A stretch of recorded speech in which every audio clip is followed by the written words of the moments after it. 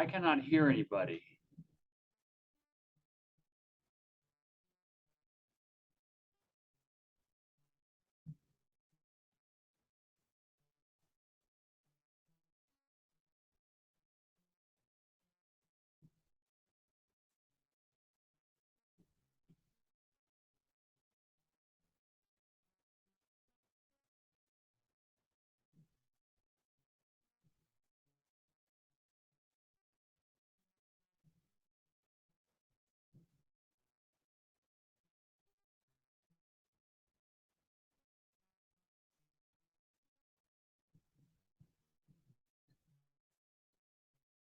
Alice, if you can hear me, should I try to reboot and get back in? No? Okay.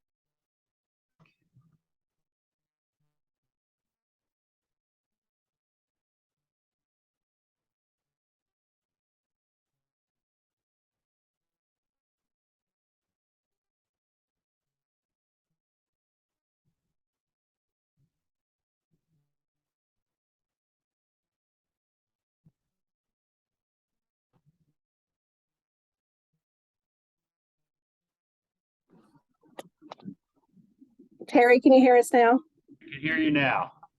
Okay. Thank you, whatever you did. Okay. We'll go back to item 3, review of goals and objectives. You're going to speak on that? Yeah, I'll be happy to address the issue.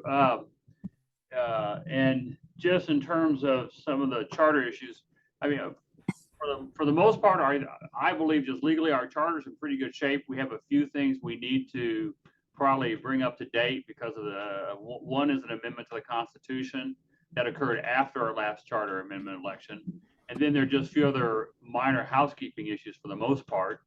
But I think the goal and objective is just to update it where appropriate so that we are in line with current state law.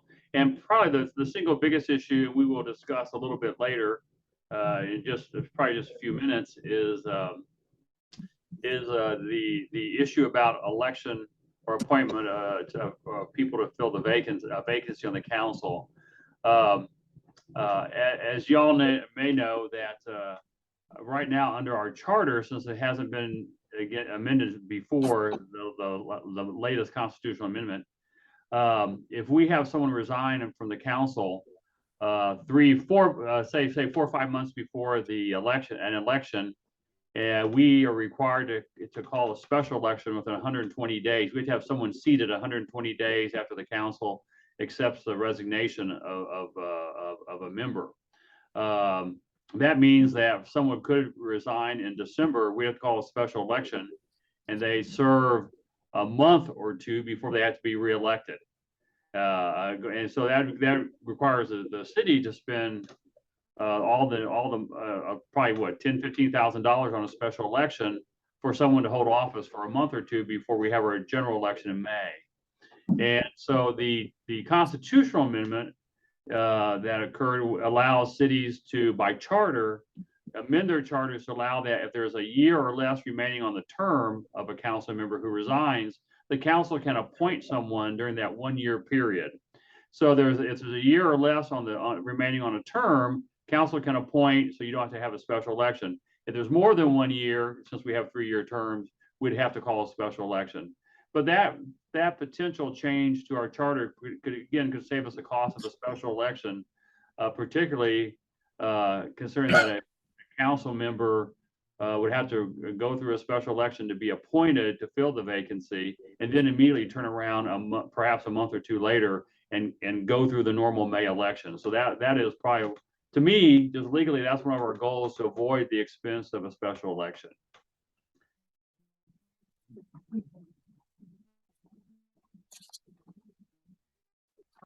Is that all you had? Pardon? Did you have any more? No, that's it. All right, thank you. Item number 4, timeline to review and purpose charter amendments to the city council. Have we set up a, I think we were talking Yeah. about having it done by the end of the year. That's right. The goal is to have it done by the end of December. So if there is changes, when we call the May general election in January, we can also call the special election. okay, sounds good. Item number 5, review and discuss portions of the charter for a possible amendment.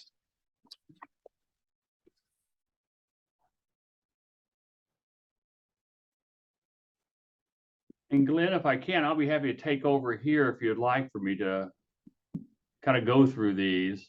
Yes, so that'll be fine. Okay.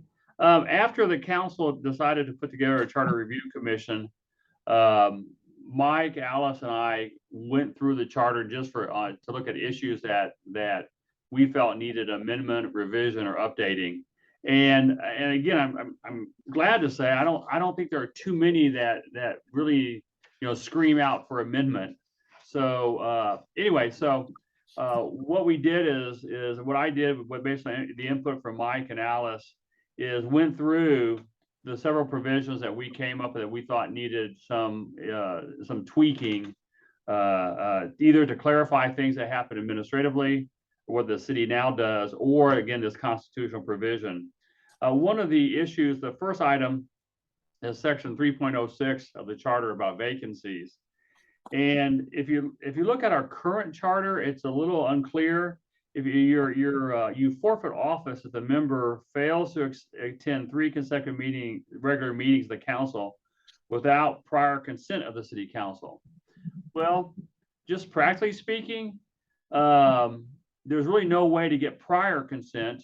If you're ill, for example, it's one of our exceptions, unless the absence is caused by illness or by an illness of a family member. Well, you don't often, even if you are sick and you call the mayor and tell the council, hey, I'm going to miss a council meeting, you don't get prior consent to that, because sometimes we obviously can't post it. If you get sick suddenly, we can't post getting consent to miss a meeting if you get sick on a Tuesday night and you're hospitalized. Like, well, how do we practically speaking, how do we handle that, getting prior consent if there's been an illness? So one of the things we thought about changing is just clarifying that a little bit to say, take out illness, your illness, or illness by a family member. Again, family isn't defined. I would generally assume that means immediate family, but it's not defined in the charter. So we thought about changing it to read, you failed to attend 3 consecutive regular meetings of the city council without being excused by the city council. And the council shall be the final judge in matters involving forfeiture of office by a council member or the mayor.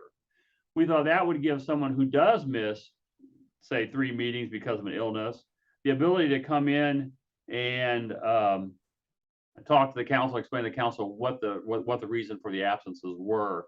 And then council can or may not approve it one way or the other. So we thought that might be a little bit of a more realistic approach to how to handle it than say you have to have prior consent, because you don't know when you or a family member, for example, may be sick or whatever. So that was the first suggestion. I don't know if you want me to go through them all or you want to discuss these individually. Whatever you feel is most appropriate, Glenn, is a way to handle it. We can discuss individually. Okay. Would being excused when you have, it doesn't express it, when you have a job change or a shift change. Well, I think that'd be, I mean, it's about any consecutive meetings that are missed. So it would be whatever the council decides is a valid excuse for missing three council meetings. Okay, thank you.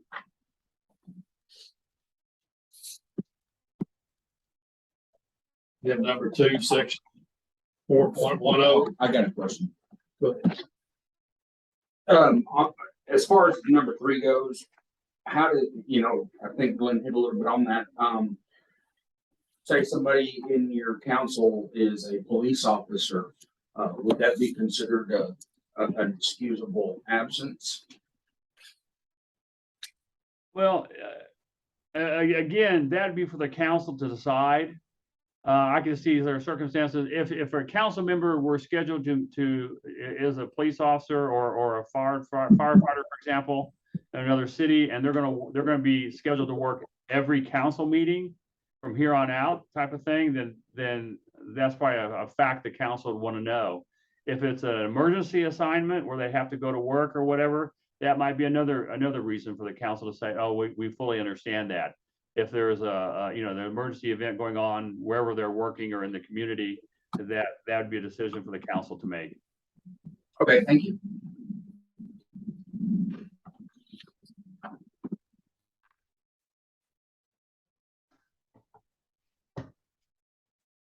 Okay, section 2, Terry. And this is the one I talked about in section 4.10 about the vacancies. Again, this just takes into account I won't say it's a new constitutional amendment, it's just new since we last amended our charter. And so if they're 12 months or less on an unexpired term, the council may call a special election, or they by majority vote, the city council may appoint a replacement to fill the vacancy. This gives the council the option. And I would say this is language that many other home rule cities have. And I will tell you, I think virtually every time they opt for the majority vote of the council to appoint a replacement to fill the vacancy. Thank you. Anybody have any questions on that? As far as the appointment, do the same rules still apply that they must be a resident of Joshua? Right, they still have those requirements. Thank you. All right, section 3. Go ahead and have another question. Terry, on this city council, it says on A that if the office of mayor became vacant, the mayor pro tem would perform those duties until such time as the new mayor is elected. Would that be at the next general election? And if so, would the mayor pro tem's seat then become vacant during that period that he was acting mayor? The mayor pro tem never becomes the mayor in the sense of holding the office of mayor. They just fill they perform the duties of the mayor until there is a mayor. If we wanted to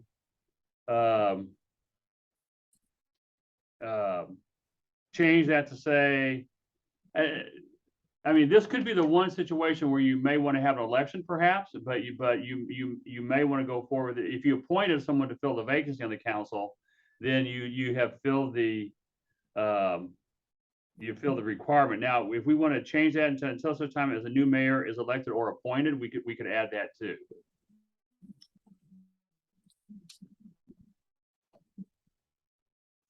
Any other questions? I'll be happy to make a change on that one to clarify that in case there's any question. I guess the question on that is if the mayor spot is vacant and the person that's in place won, if the mayor election cycle is this year and the person that's in place one is a different year, which one are you filling? We got the pro tem doesn't lose his spot. He's in place one, he stays place one. He doesn't take over the I mayor's think spot. that's what he, Well, but I think what he's saying is if the council opted to appoint the mayor out of that group, then are then you would, Then I you think fill you would place take one. on that place and then you would appoint another council member. so if the mayor had 2 years left before, then that person is, their seat is the one that's. That's right. That person's not gonna be mayor until the council either appoints someone as mayor or they're elected as mayor. Other than that, the mayor pro tem is just fulfilling his duties in that position. Is that right, Terry? Yeah, that's correct. And we can on 410A, we can clarify that to make sure that the mayor is treated the same as a council member, that if there's a vacancy, there's less than a year left in the term, council has the option of appointing a mayor or calling an election for a mayor. I can clarify that. We'll move on to section 3. Item H, paragraph 8. I think this is one Mike suggested, and it's a technical revision. And Mike, if you want to explain, I guess this is something that I understand. We don't actually do this by getting Mike's approval or a designee written approval. Is that fair to say, Mike? Yeah, yeah, I don't think they need my approval to, I mean, we have it happen all the time and Public Works always deals with whoever is involved. It very seldom ever involves me, so I would think this could just be removed. Get cleaned up. Yeah, I mean, it's just saying if the water district busts a water line in the middle of the night, they shouldn't have to call me to ask to dig a hole in the street to fix it. They ought to be able to fix it. Anybody have any questions on that? Okay, Terry, we'll move on to item number 5. We got 4. That was, nope. No, sorry. Yeah, I was going to say, One word. Okay, all right, Courtney. Item number 4. And this is one that Alice and I spoke about, is just to make it clear that we only have to publish things once in a newspaper if there are amendments. To say we pass ordinances that have penalty provisions or whatever. We want to clarify it that we just have to do that once in the official newspaper of the city, so there's no misunderstanding about that. Alice, you if there's anything you want to say to add to that. Yeah, that's pretty much it. The state law says 2 times unless the city charter states something different. And so that's why most cities does it 1 time. So this makes it clear and we can just get it published once and everything goes into effect a lot quicker. Who's our official? Cleburne Times. it saves quite a bit of money. Yes, yes, sir, it does. Anybody have any questions on that? Since we only have one newspaper, is there anything to say that it could be published with social media since that's? No, the law requires us to still put it in a local newspaper for now. I would add that every session of the legislature, there's an effort made, bills introduced to require us not to have to use official newspapers and do things online.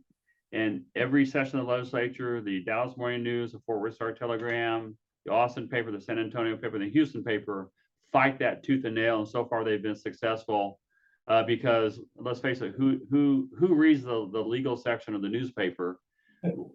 I would assume probably about 15-20% of the people in the state get the newspaper anymore, if that many, and they certainly don't read the legals, but it's a major source of income for newspapers, and so they're happy to keep it at two publications, but we have the option to go into one, and virtually everybody that I know does that.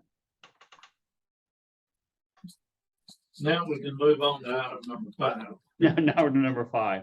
This is technical proposition, and this allows us to make any sort of non-substantive errors. If there are misspellings or punctuation, grammar, or sentence structure, and it's just kind of a technical requirement. It allows us, for example, we have one provision in our charter, and it talks about, and Alice can address this. We talk about the official. Let me pull it up to make sure I have it. And Alice, you can tell me right now where the word should be minutes, but it's not minutes. Yes, Um, it's journal. It says I would keep an official journal. Yeah, what section is that? Do you know offhand? I do not. Let me find it here. You found it earlier, and it's just something like that. We would go through and correct that on. That's just a technical error. We're not really. I mean, I think it's clear the journal are really the minutes of the meeting, but we would go through and correct something like that. If there are spelling errors or the references to old statutes, again, I'm not really sure there's much we need to change as a practical matter. But we thought that would probably be best to go through and make those changes on those technical issues. And we're not required by the Constitution on those clarifications, or their words misspelled, or statutes have been repealed and their new statutes. There's no requirement that we go through and list each of those as a separate charter proposition. Terry, it's in section 3.08. Item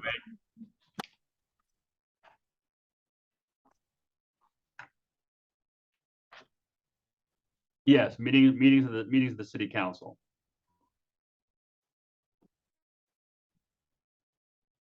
So all we would do is 3.08D. The city council shall determine its own rules and order of business, and shall provide for keeping a journal of all of its proceedings. And we just simply say for keeping minutes of all its proceedings. So that'd just be a technical error, technical change that we would clean up.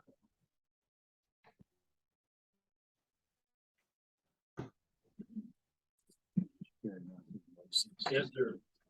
That's all you have, Terry? That's all I have. Any of the members of the board that have gone through the chart need to come up with any other questions or amendments? Correct. Had a lot of people, I think we've had some, not understanding on the section 3.0. Has to do with serving of 4 consecutive terms of 12 years. Section 4. Section 4. 0.1.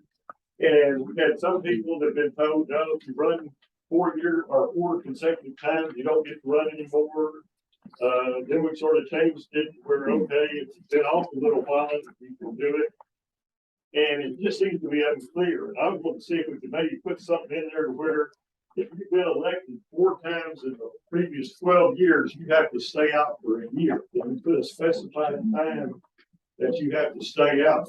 Because I know I've talked to some of the original people on the charter, and that was what their intent was when the charter was written.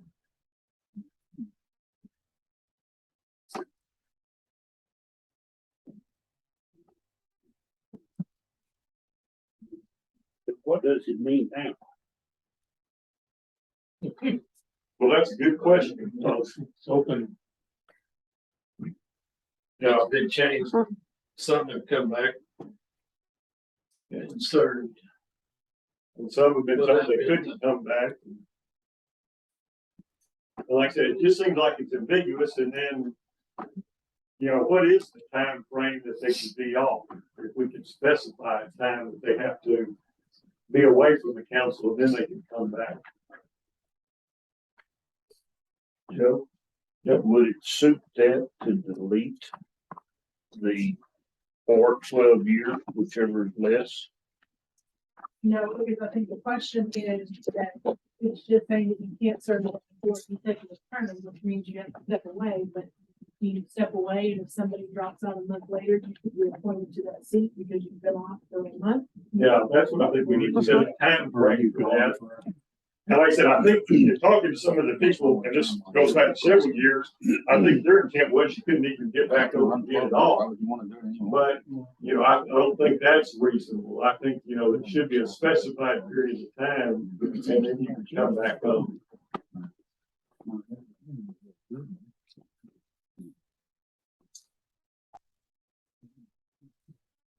I didn't know, are you asking me or are you discussing? Yeah, we're saying, is that something we can discuss, and is that something legally we can do? We can sit there and say, if you've been elected 4 times in the last 12 years, then you need to lay out a year before you can run again. I guess I believe I believe our charter's pretty clear on this, but you get it when you get into term limits discussions, it's a pretty technical area. And I think in the past, maybe some people have misinterpreted. I can think of one instance in particular. The issue I see with when you have again, this is up to y'all. When you have a certain time, they have to be out of office. I mean, I do have some charters where that has occurred. They do have that language.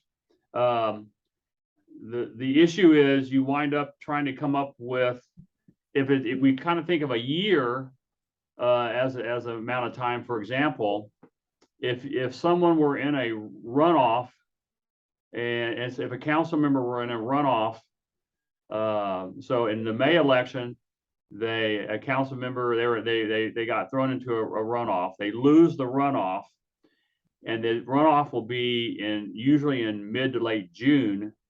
And then when you run for office, if that person was off the council for that period of time from mid to late June till May, you go, okay, so that's about a 10-month period, maybe a tad more than a 10-month period.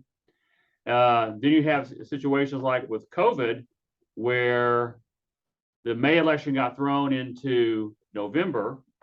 So you go, so what controls there? Would someone who got thrown into a special election in November be allowed to run in May if they lost the November election, or they had a runoff after the November election and didn't have their runoff election until sometime in December? Can they run in May then? So you make it, what you said, a regular election cycle. That way it would be May, so that if the guy did have the runoff, well, he could still run the next May, or in the case of where he went in December, the next regular council deal would be that May, so that you wouldn't penalize anybody there. Well, but you also run into the situation about if there were a vacancy in the office and the council appointed someone, what would that do too? So But you can say elected, if you've been elected. Excellent. I guess what I'm getting at is right now you could almost serve indefinitely, because you could, let's say your term's ending in May, you could sit there and resign in February and apply to rerun, and you could almost just run continuously, because the way it's worded right now is if you resign, you keep your council seat till May, and you could just run again, and so you could almost run continuously. I think there's some benefit in having a very defined policy Right. here, so that there's not any confusion.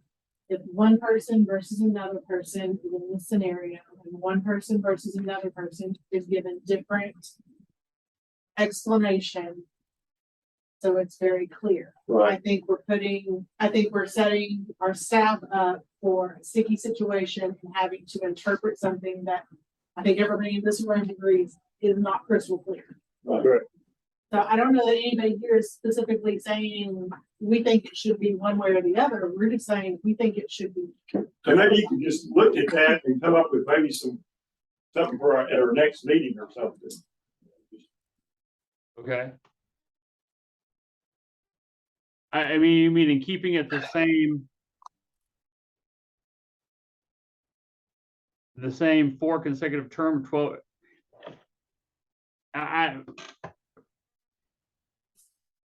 Okay, let me think about that some and see what I can come up with. Gary, I just had a thought, because I'm looking at these 3-year terms, wouldn't it be simpler to, after your 12 years or your 4 consecutive terms, that you're not allowed to rerun for any position until maybe the next general election in 3 years? Now we have a general election every year. We have an election every year. Yeah. That's my idea. Anyone else have anything that they want? I'm gonna say maybe if we saw some examples of other charters from cities that have that wording in it for us to look at.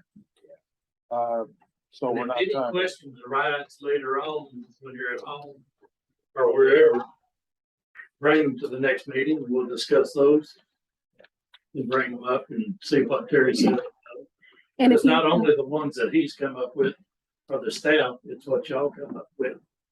and if you email them to me ahead of time, I can get them to the city attorney, so he'll be prepared to be able to Okay. answer some of the questions.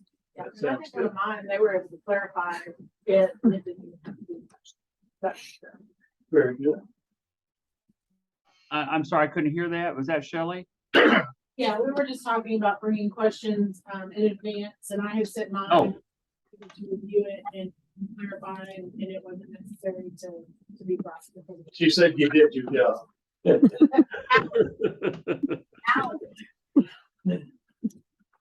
Well, anybody else have anything else they want to do? Yeah, man, do you have anything? I do not. Picking on you. Yeah, yeah. I'm just observing right now. All right. Anybody else? I got a question, if we could get this at the next one. 4.05. And again, this is to stop any question. Says each member of the city council, including the mayor, shall be a qualified voter of the city, shall have resided in the city for 1 year before the date of the election.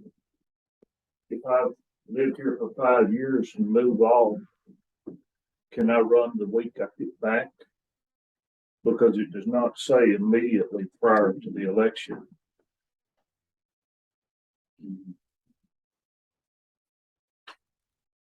It just says you have had to reside in the city for 1 year, but no limit on when that year was. I know what the intent. The is. election code addresses the residence requirements. And of course, we can amend a small amount in the city charter. And Terry, correct me if I'm wrong, it says you have to live within that 1 year at the time you file. I believe it's the time you file. It's either the time you file or the election date. It's very clear in election code. Yeah, it says reside in the city for 1 year before the date of the election. So if that'd be a May election, you have to be in the city at least the year prior, the May of the preceding year.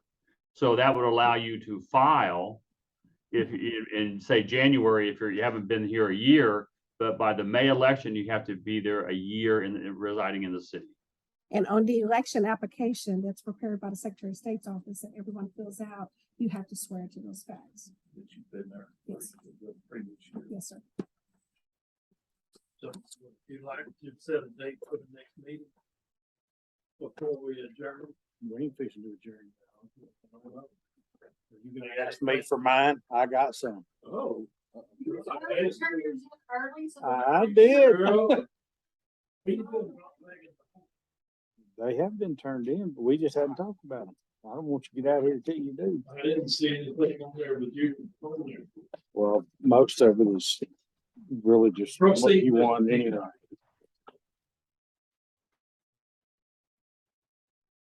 So in section 11, under nepotism. I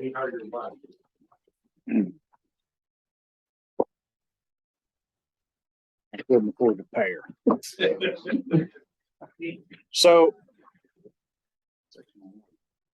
11.06 under nepotism. Relative to the city council, city manager, and department heads of the city may not be employed by the city except in accordance with state law. So I'm not real sure what that is, but Terry, over the years, we've had several people that have relatives have worked in the city together, but in different departments. And no department head directly supervises their relative. So I'm not real sure what the state law is about that, but I kind of want to address it. And then I also want to talk about, because we currently have one department head, his spouse works in another department. And we have a department head whose son volunteers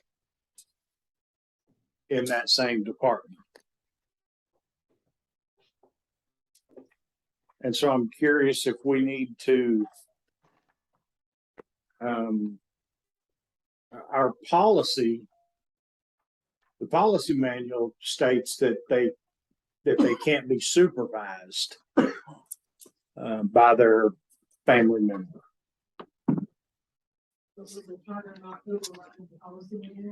Charter probably would. I just don't think it defines in here. I'm just curious. I mean, if you're reading this, most people are not going to know exactly what the state law is. I'm just curious if we need to clean it up and either allow it or not allow it. Those that work for the state, the husband might be employed by the state, but they had to be in a different division. Right. And I guess that's in essence the way we've always looked at it, is because they don't directly supervise their spouse in a different, and they've always been in a different department, with the exception of volunteers in the fire department. There is a state statute on point. It's chapter 573 of the Texas Government Code. And it generally says a public official acting alone or as a member of a multi-member governing board, which would be, of course, the city council, generally may not appoint a close relative to a paid position regardless of the relative's merits. And so that applies to public officials. I think, Mike, you would probably be a public official. A department head probably wouldn't be a public official, even though we consider them public officials. There are definitions of those terms under state law. And that's how most cities come up with their, for example, you can work not within the purview of someone who's your relative. But ours is a little more restrictive because it talks about the department head, and which is not addressed by state law, as I recall, just off the top of my head. I could go back and pull up the statute. But I mean, one thing simply we could do is actually repeal that section and just say state law controls, which would probably address the issue of the department head. And again, volunteers aren't, it's appointing someone to a paid position. There are some exceptions to that under the statute. For example, if a person gets hired by the city and then in May, his or her spouse becomes a council member, well, that's an exception under the state statute. So there are some exceptions under state law that we're required to follow. So our charter is probably a little more restrictive than state law is. I always try to figure out how, if you tell people you're repealing the nepotism provision, it sometimes go, uh-oh, what's going on? What's going to happen there? So we'd have to, if I have a good number of cities that don't address nepotism, they just rely upon state law for that. And again, for example, just taking a look at the state law, for example, a public official is an officer of a municipality, which is, we have the ability to define officer in our charter or in our ordinances. So it just says, then it talks about the degrees of relationship. There are two diagrams out there about relationships by blood and relationships by marriage. So the state law goes into a pretty detailed discussion of that. If we want to simply say we're going to follow state law and cite the state law as amended, I think that would be one way to clarify it. If we change the definition, if we can change the definition of public official to take out department heads, for in our own, if that does appear anywhere in our code of ordinances or whatever, we can change that. But again, there are some ways we can do it like keeping the nepotism provisions, just limiting it so it's not applicable to someone who, it doesn't apply to anyone who's currently employed anyway, if we change it, but it would address any issue down the line should it arise, and not just say, let's repeal the nepotism provision.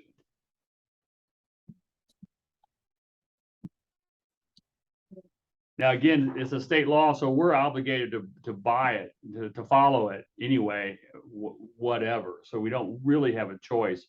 We have a little bit where we can nibble around the edges with who's a public official, but that really is about it. And I mean, I agree that I think a department head who hired a relative is going to be problematic. But outside the department, I mean, it happens all the time. The state law makes no distinctions between a large city and a small city. So in this, you get a city of Dallas with 13,000 employees, there are all kinds of relatives who work for the city of Dallas.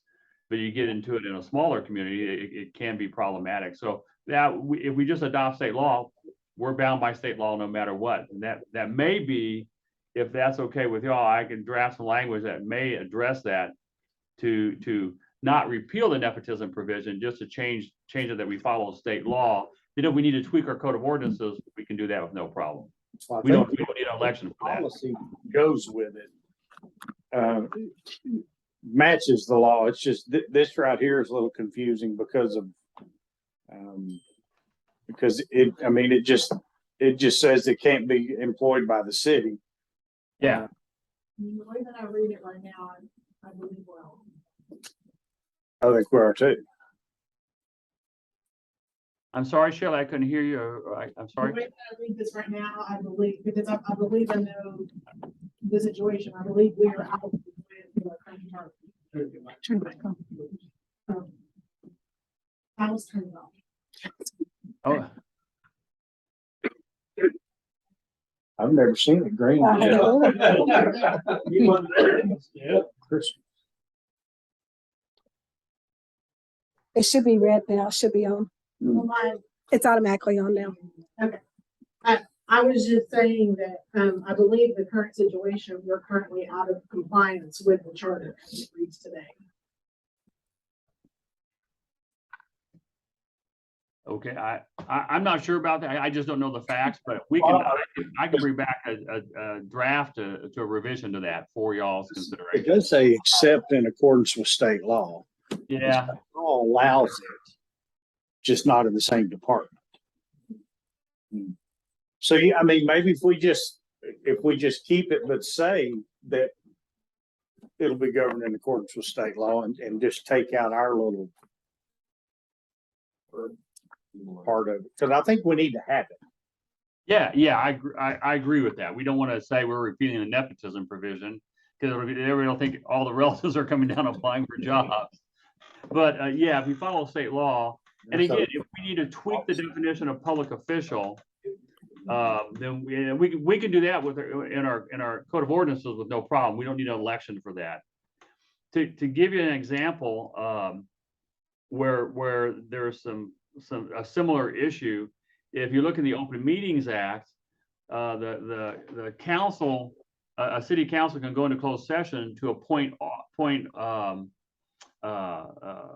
officers. Well, you get into a question: was a planning and zoning commission a member? Is that an officer?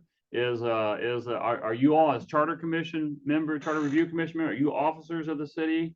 And so the difference is, can the council go into closed session to appoint you all as charter commission members or as planning and zoning commissioners or whatever? And what the Attorney General has said, cities get to define who's a public officer. And so most of my cities in their code of ordinances say an officer is anybody appointed to serve on a board or commission, whether standing or ad hoc, for the city, which means they can go into closed session to deliberate those appointments and then come out in open session and make nominations and then vote on them.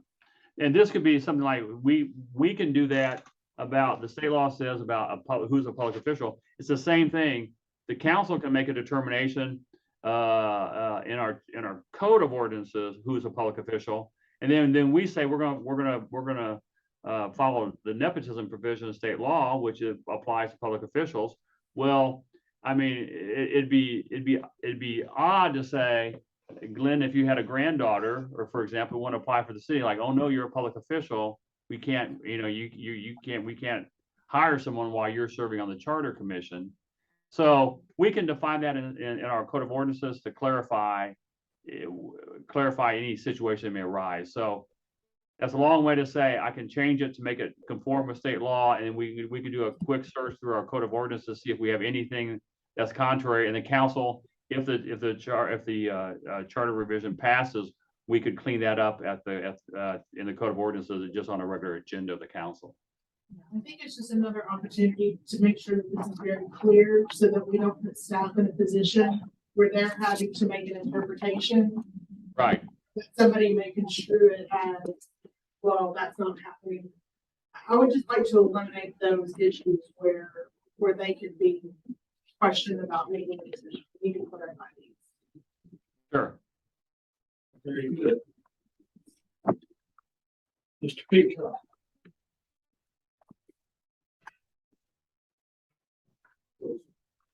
Hang on, I'm- Well, I agree with you. Yep.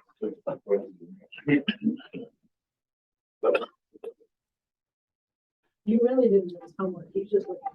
Yeah, I think so. I think he already answered this question. It was about allowing the budget. So I think I'm good. We all want to talk about these things. All right, I'm good now. Thank you, sir. You're welcome. Anybody else have anything they'd like to check? So it comes down to when would we like to meet?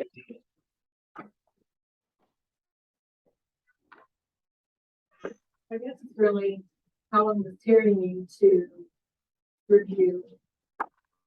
Yes. She asked, how long will it take you to review the questions that we brought up before we set another meeting date? Oh, it won't take too long. If y'all were rewriting the charter, it might take a long time, but this is pretty manageable.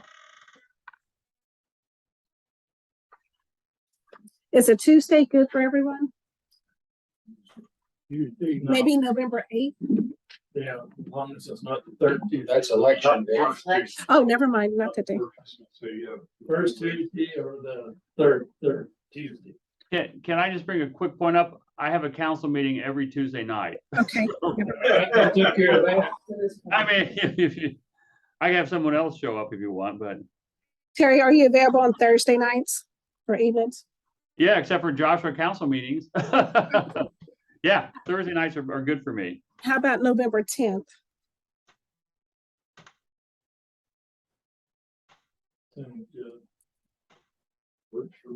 I just have to, I have a personal conflict with that, I'm on the Dallas Civil Service Board, and we have a special deal that night. So I'm sorry, that's just the 10th.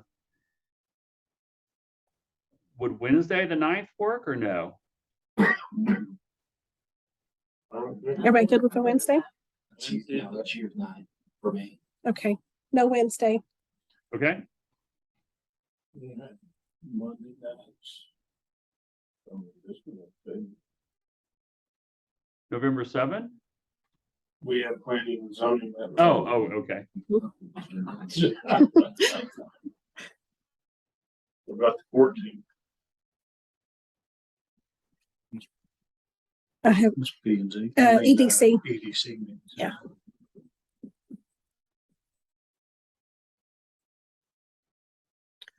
Yes, we're out of luck. Okay, let's see. Is 6 o'clock good for everyone?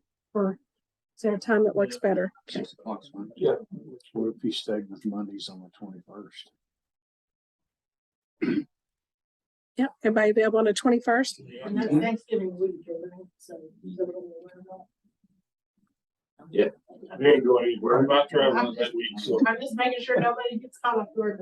Yeah. but- Terry, you available on November 21st? I'm wide open the 21st. So that would allow us to hopefully resolve anything and it can go to council the December meeting. Correct. Plan. Okay, so how about November 21st at 6 p.m.? Sounds good. That's taken care of. You entertain the motion to adjourn. Make a motion with. Second, all those in favor say aye. Aye. You're through. Okay, 6:50. Thank you, Terry. Thanks, y'all. Good seeing everybody. Bye-bye.